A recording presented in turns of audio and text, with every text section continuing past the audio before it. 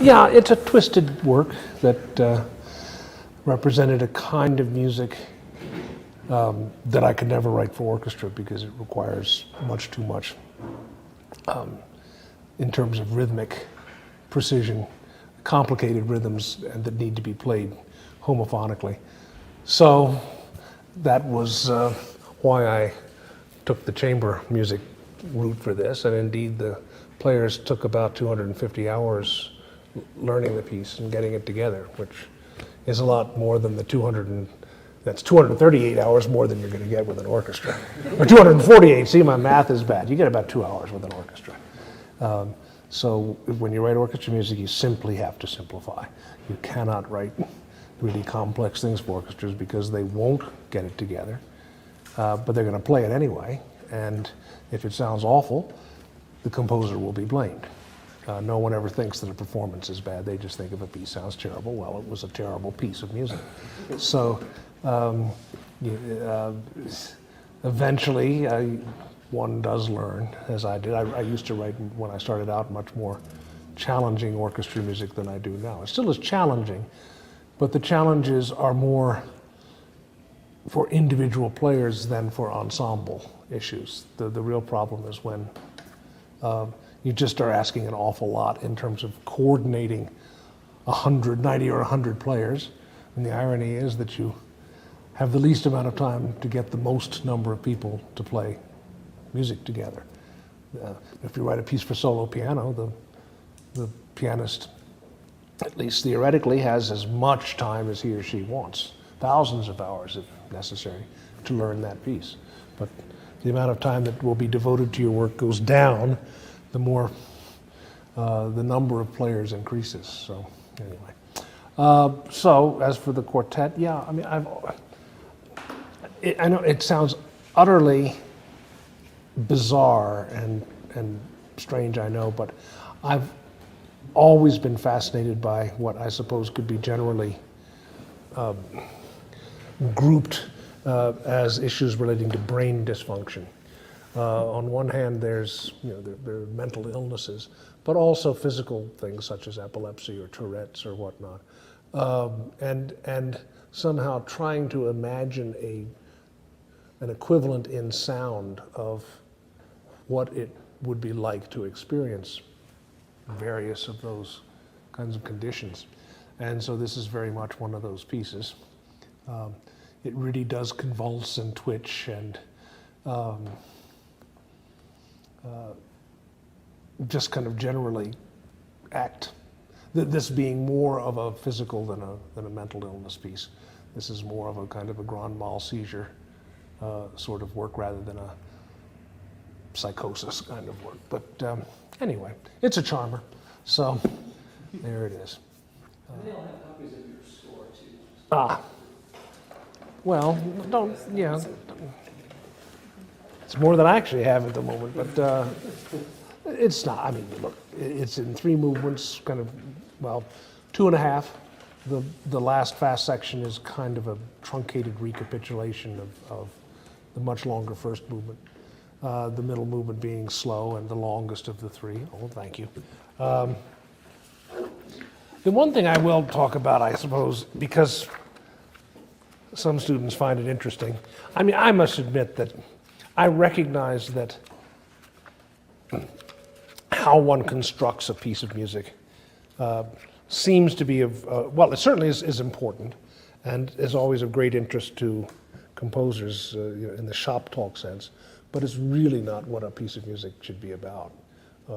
Unfortunately, it's much more difficult to talk about what I think are the important issues, which are expressivity, meaning, intent, whatever you want to call it. How does one express emotional states? How does one get across one's expressive intent? And indeed, does the piece have an expressive intent? I have no interest in music that has no expressive intent. If it's just about the techniques involved in putting it together, I don't find that interesting. It's great, I sometimes call it blackboard music. It's great to go in and do a lecture and you can put all these amazing things that you've done on the board and everyone thinks, wow, what an intellect. But the piece still might sound like toxic waste. So It's really what is important about music, or really any art, it seems to me, is what is happening on a spiritual level, by which I don't necessarily mean religious, but just in terms of the human spirit addressing the human spirit. But that's not so easy to talk about. Anyway, so I will talk about this. As I say, some people find it interesting. I don't find it particularly interesting, but okay. If you go to page 39, which is the beginning of the second movement in the bottom system, where it says quarter equals 96, that's the slow movement.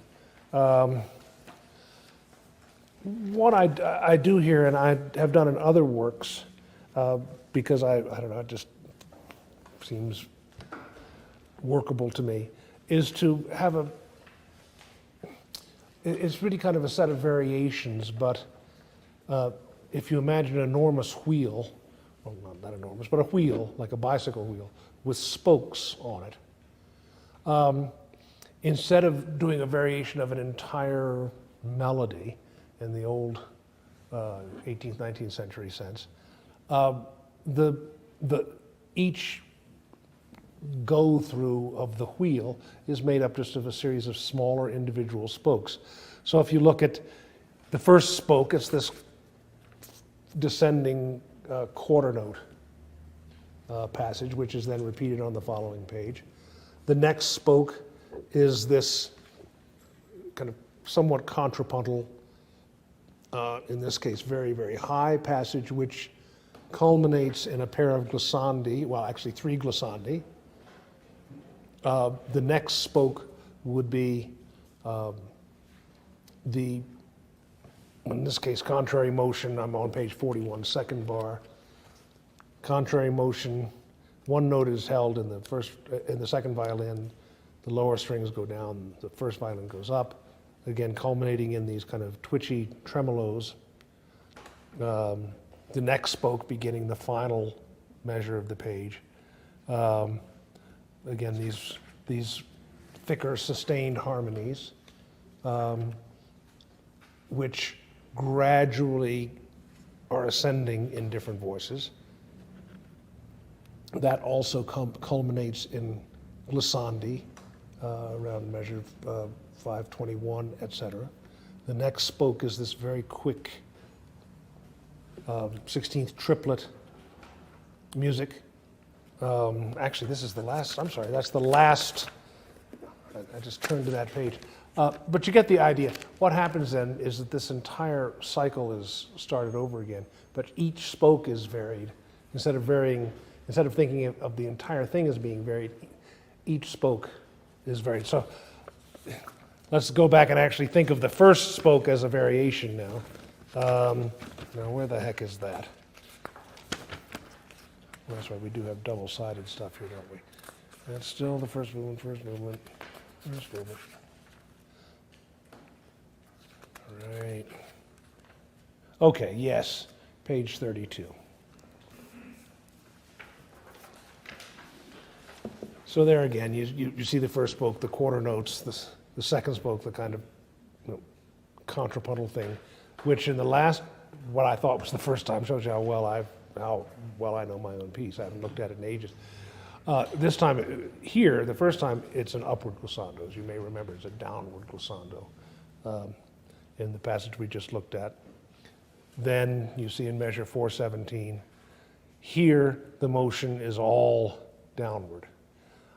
I'm betting that in the second time around, all the motion is upward. Can't remember. And so the third time around, what we just looked at, some motion is up and some motion is down. The quick little businesses, et cetera, et cetera. You get the idea. As I say, some people find that interesting.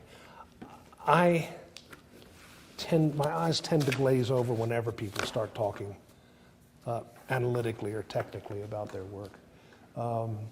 When I grew up, it was kind of de rigueur for composers to, when they were asked for program note, it would simply be an analysis of their piece, which, getting beyond the fact even that the average concertgoer had no idea what this jargon meant anyway, but I always thought it was just stultifyingly dull just to read a description of how this hexachord is being manipulated, retrograded and inverted and all of that.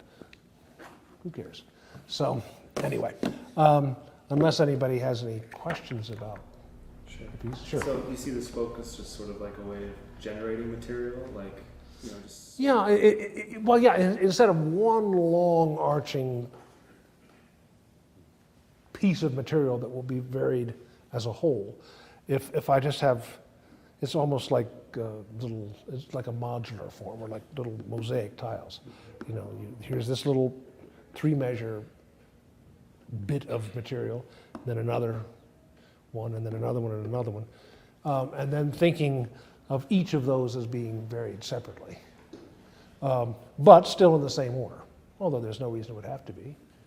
If the next time I go around the circle, I might, have module 1, module 5, module 2, module 4, module 3, do some kind of blackboardy sequence there where you can, show it all working towards. Anyway, sorry to be so dismissive of, because obviously craft is important, but it really wasn't until after World War II that pieces began to be about the organizational techniques involved and nothing else. And that to me was a tragic error. And fortunately, those days are pretty much over now. There's still some people working that way, and that's fine.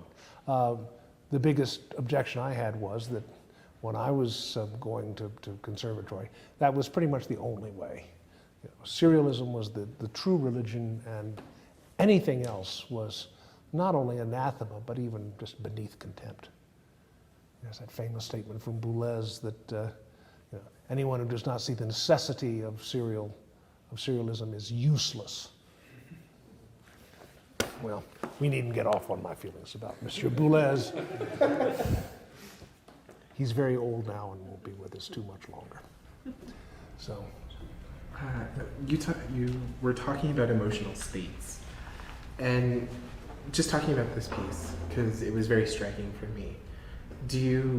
Were you organizing it within the function of coloristic sounds, rhythm, or a combination of all of it, or even pitch fields? Well, starting from the premise of what I was trying to depict. There's a difference between depicting and expressing in a way. Depicting, you're describing something. Expressing is more what your feelings may be about what you're depicting. You can express without depicting, you can depict without expressing. You can do neither, you can do both. So what I was trying to depict again were these kind of mental, just kind of somewhat spastic, convulsive kinds of states, or shall we say physical manifestations from misfirings in the brain. Expressing would be, how do I feel about that? Which for me is more in the slow movement than any place else. The slow movement I intended to be very lonely. I wanted it to seem very lonely, at times agitated, but I wanted there to be a sadness, a sense of sadness and loneliness in that middle section. The fast music is more about depicting. Just really writing music that seemed to me to be the equivalent, without necessarily commenting upon that kind of disorder, but present the disorder and then perhaps comment on it more in the slow music. Does that answer the question at all? Yes, it does. Okay. Good. I'm glad actually that I managed to answer. Sometimes I go off on some tangent and I never actually address the question. So, anything else that? Oh, okay. All right. Well, I don't know. I'm just a pawn in the game of life here. So, I don't know if you all have worked out an order or. Well, actually, I have a question. Okay. You were talking about organization, and I hadn't heard this piece yet.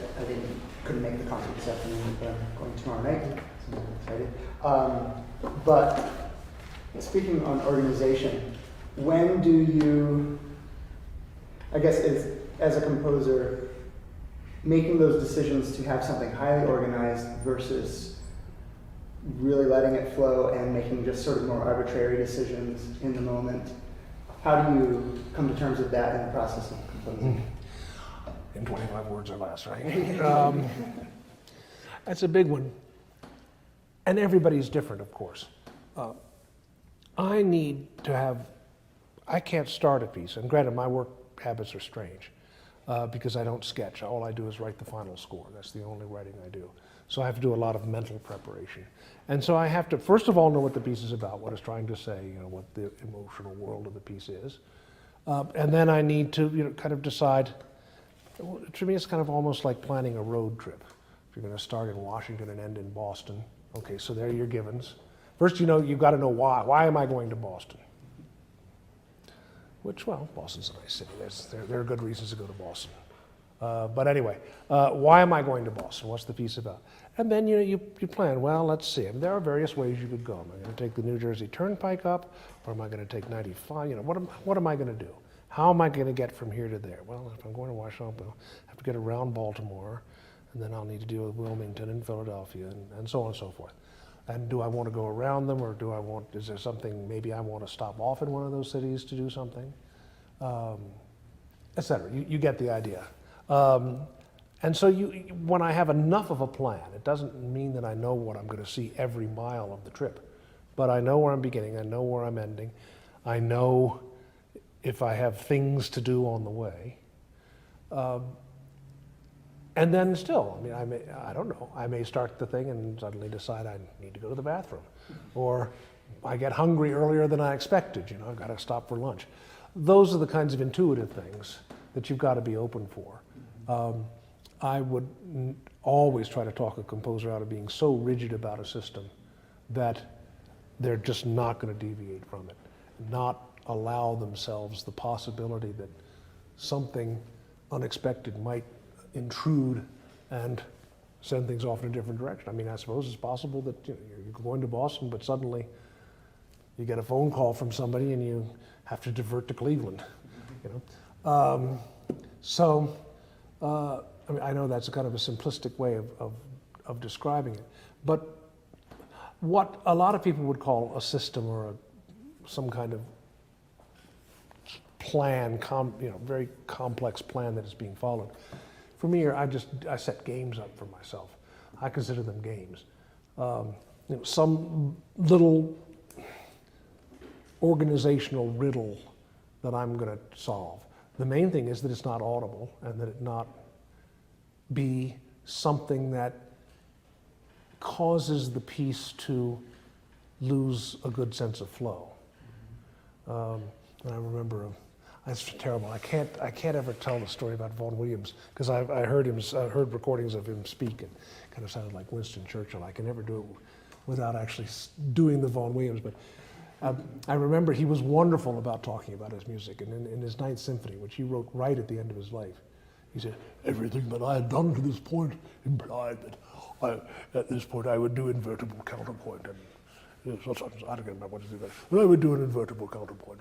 But when I attempted this, I discovered the results were absolutely dull, and so I decided to chuck it. So you've got this whole plan, and this is what I should be doing now. And I think we've all heard pieces like this that have some kind of organizational concept that the composer will not deviate from and must run its full course.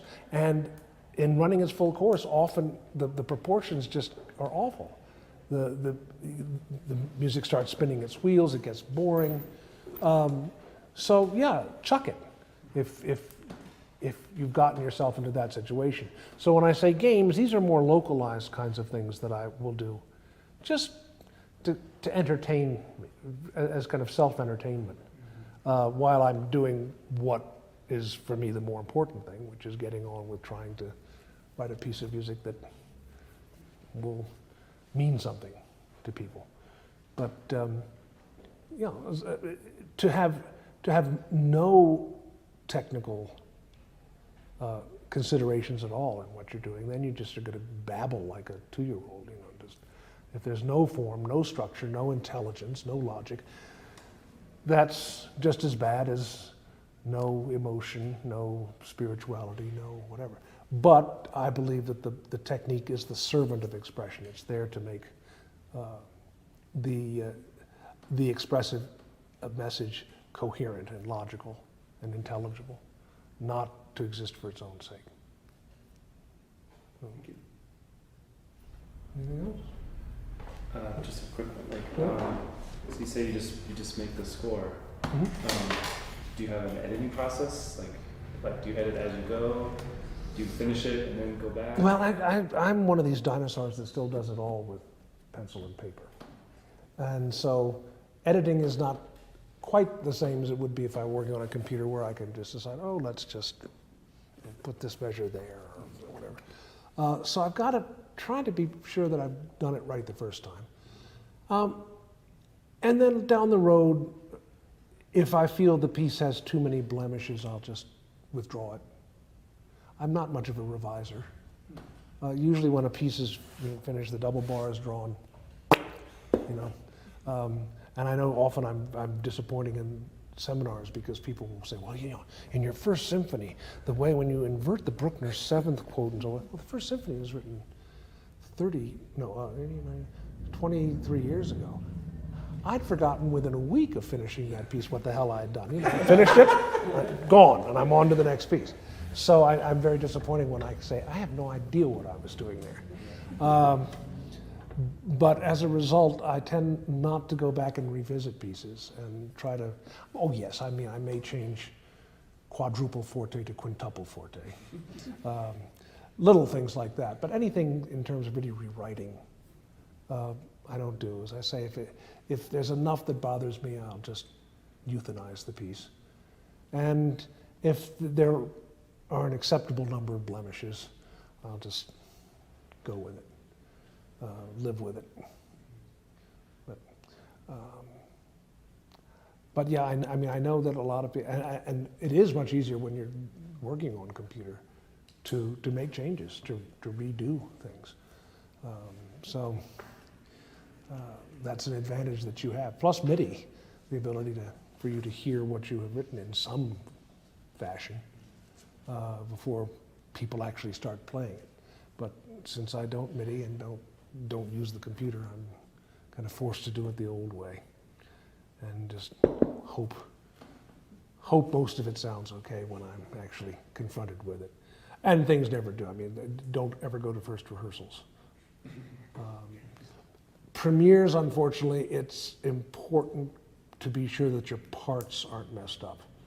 So I do reluctantly attend first rehearsals for premieres, but always, even now after all these years, I hear this thing and I think, oh my God, I'm totally incompetent. Now I've really done it. This sounds awful. It's going to be a disaster. And in point of fact, that's not, a first rehearsal is not going to sound anything like what the piece is. And still, after all these years, I still can't remember that.